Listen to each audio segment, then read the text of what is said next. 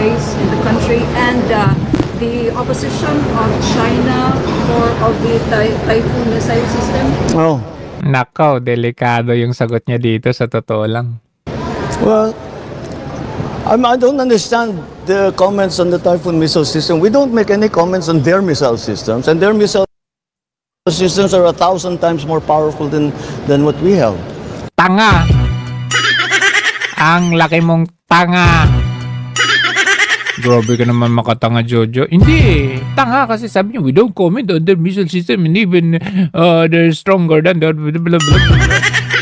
Bakit? Saan ba nakalagay yung missile system ng mga China? Ha? Isip-isip din. Saan nilagay? Saan nakalagay ang missile system ng China? Nakalagay ba sa Pilipinas? Nakalagay ba sa Taiwan? Nakalagay ba sa Japan? Nakalagay ba sa iba't ibang bansa? Itong under Biden administration, saan nila pinaglalagay? Sa different countries. Naka-preposition po yung mga yan. The mere fact na inilagay ang iba sa Pilipinas, that is already a recipe for war. Sabi, we don't comment on their missile system. Stronger pa yung missile system. Tanga! So I don't understand. You don't understand kasi tanga ka talaga. You know, it's let's make a deal with China. Oh, tapos mag-make a deal ka pa. Itong deal mo to, isang mas malaking katangahan at kabubuhan. Sa lahat ng naging presidente, isang malaking katangahan at kabubuhan. Kasi inaamin mo. Inaamin mo dito. Anong inaamin mo? Sige. Stop claiming our territory. Stop claiming our territory. Exclusive Economic Zone. What does that? What does EEZ mean to you?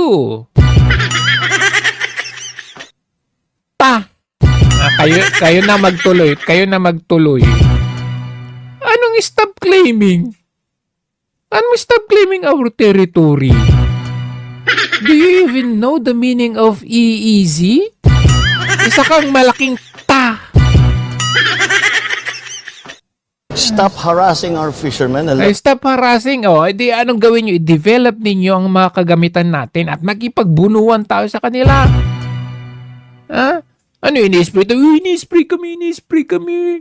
Ganun lang tayo? Yung Tariela na yun. Sasabihin man ni Tariela na, hindi man lang tumulong yung China Coast Guard doon sa namatay na fisherman. Tanga din tong si Tariela eh. Nasaan kayo? Akala ko ba nagpapatrol kayo dyan? Akala ko ba nandyan kayo? Kung nandyan kayo, di na-save ninyo sila. Regardless kung nandyan yung CCG, di ba? Ano, takot kayo? At hindi nyo na-rescue yung isisi pa sa mga China? Sa China Coast Guard yung namatay na fisherman na isisi ninyo sa sarili ninyo dahil sa katangahan ninyo, sa kainutilan ninyo. Ganyan talaga kayo mambudol sa Pilipinas, Sabihin pa yung China hindi daw tumulong at hinayaan lang daw mamatay yung Pilipino. Nasaan kayo? Ay, nako. Ano pa? Them have a living. Stop ramming our boats. Stop ramming our boats? Bakit? Bakit kasi luma ang boats natin? Kung malaki yan, di nila basta mararam yan? Stop water cannoning our wala ba tayong water cannon? people. Stop firing lasers at us. And stop your aggressive and coercive behavior. And I'll return the Typhoon missiles. Tanga! Ang sarap sabihan ka talagang tanga kasi tanga ka talaga. Inamin mo na ang purpose ng Typhoon missile para sa kanila. Alam mo yun? Tigilan nyo yan para tanggalin ko na tong Anong gayon? Kumbaga, may hawak kang kutsilyo. Hindi kita sasaksakin basta umalis ka na lang ngayon dyan ngayon. Ang laki mong tanga talaga sa totoo lang. Inamin mo. It has been for 2 years and a half na dinay natin na yung EDCA hindi para sa laban sa China. Tapos itong may yung mga Typhoon missile o missile na tinatago-tago pa ninyo talaga. Ha? Tapos ngayon sabi mo, stop ramming us, stop claiming our territory, and then I will pull out the Typhoon missile. Ibig sabihin, yung pala ang purpose nun. Tanga! Sobrang tanga mo talaga. Lalo mo pang inilagay sa langanin ang bansang Pilipinas. Alam mo ba na masyadong advanced na ang China ngayon? In fact, mas talo na nga nila ang Amerika ngayon. Bakit? Meron silang drone. Meron silang drone na submarine din. Na pwede lang, yung drone nila pwedeng lumipad at the same time pwedeng mag-transform, pwedeng pumunta ilalim ng dagat as submarine. May ganun ba ang Amerika? Wala! In terms of drones, in terms of stealth, in terms of satellite, in terms of defense, nag-iisip ka ba, Mr. Marcos Jr.?